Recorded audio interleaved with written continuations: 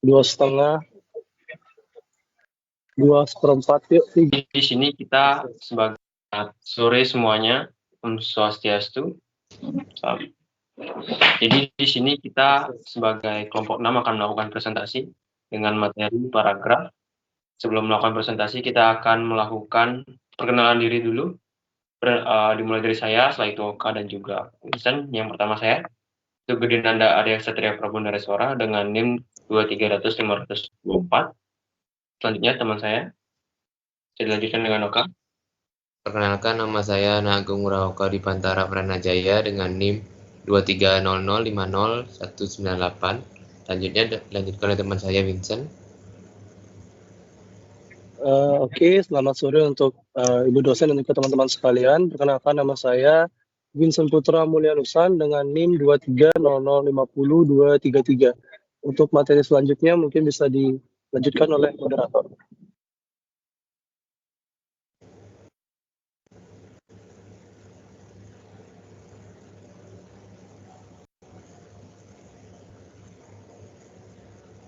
Oke, jadi sebelum memasuki langsung, kita akan kasih tahu dulu poin-poin yang materi yang akan dibahas. Yang pertama itu pengertian, fungsi, ciri, jenis, tujuan, dan syarat.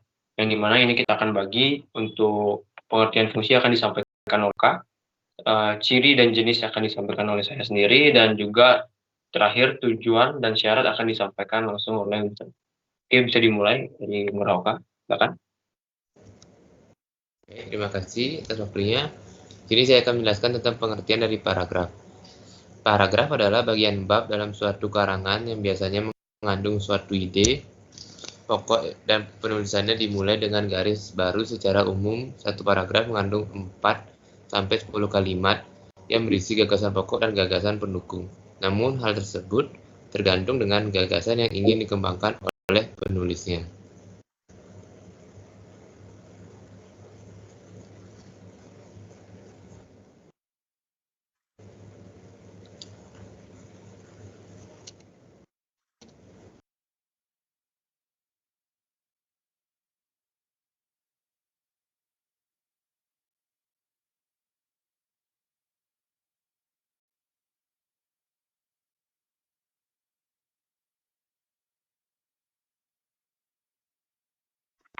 Oka kemana, cuy?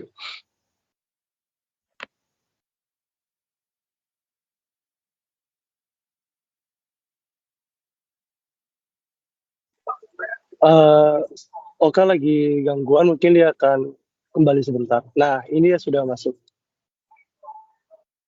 Mohon maaf, sebentar.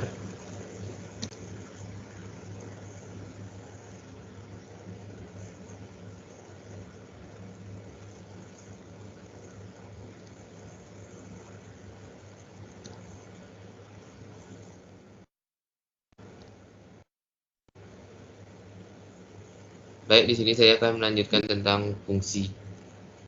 Fungsi paragraf itu ada 4. Yang pertama, paragraf berguna untuk mengekspresikan gagasan pokok yang ingin disampaikan oleh penulis.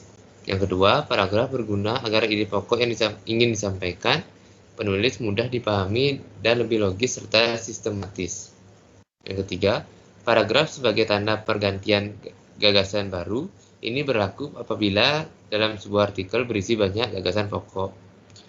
Yang keempat, paragraf mempermudah penulis dalam menyampaikan variabel dan paragraf per paragraf. Selanjutnya akan dilanjutkan oleh teman saya, yaitu Nanda.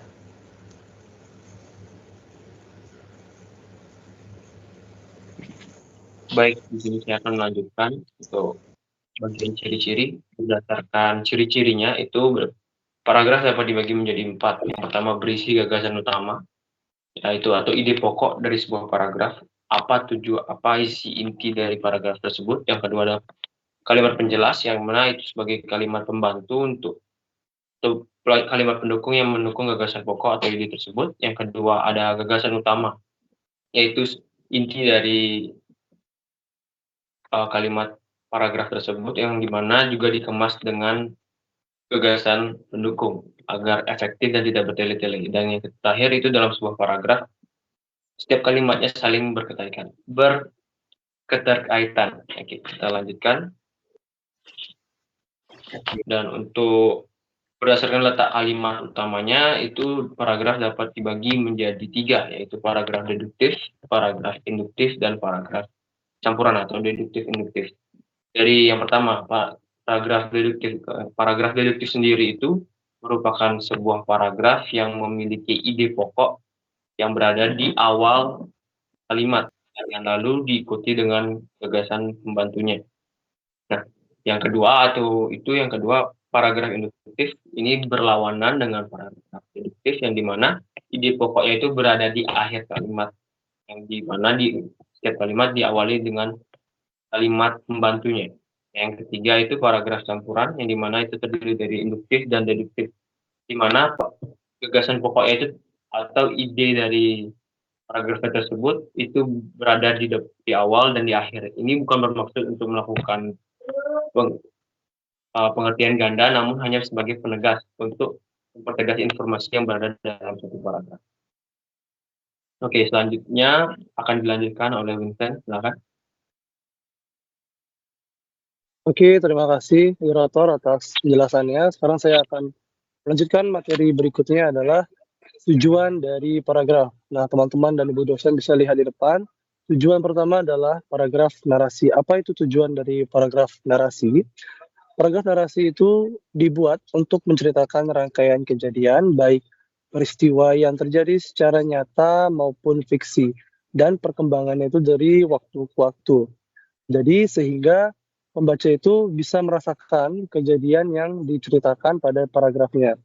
Dan dalam di paragraf narasi terdapat tokoh yang mengalami konflik. Itu pasti karena adanya konflik inilah yang bisa menjadi gagasan utama dalam paragraf narasi untuk menambah daya tarik sebuah paragraf. Selanjutnya, tujuan dari paragraf deskripsi. Nah, tujuan paragraf deskripsi ini mengenai gambaran sebuah peristiwa ataupun objek. Dan tujuan dari paragraf deskripsi sendiri itu memberikan penjelasan untuk pembaca terkait peristiwa atau objek yang sedang dijelaskan di paragraf. Selanjutnya, ketiga adalah paragraf eksposisi. Apa sih itu tujuan dari paragraf eksposisi? Ini bertujuan untuk memberikan informasi baik dari segi ilmiah ataupun non-fiksi. Dan tujuan dari paragraf eksposisi ini untuk memberikan informasi atau ilmu baru kepada pembaca.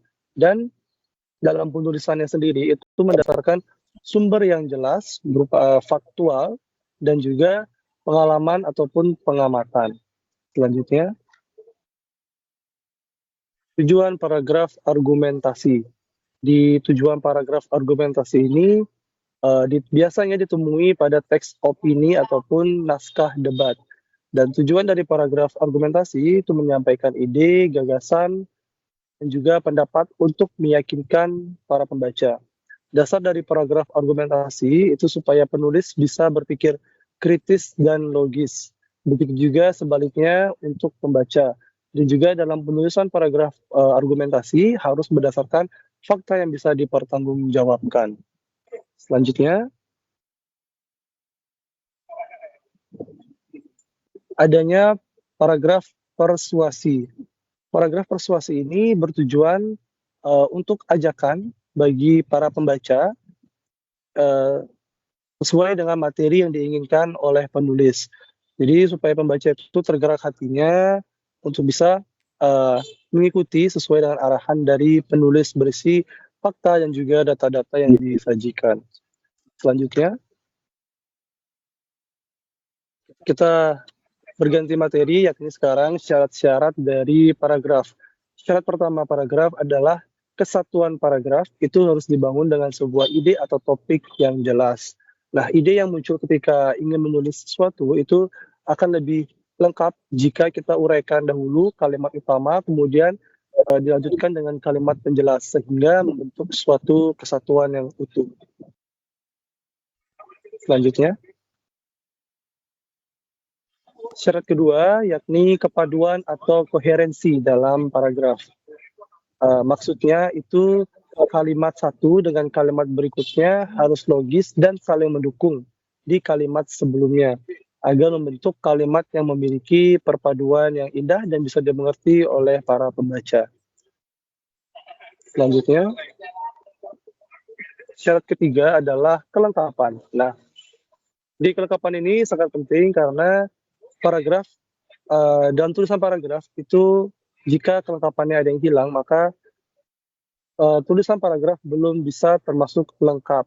Maka dari itu unsur-unsur paragraf seperti kalimat penjelas, gagasan utama, lalu kalimat utama itu sangat penting agar terciptanya konjungsi atau sebuah syarat pelengkap dalam sebuah paragraf.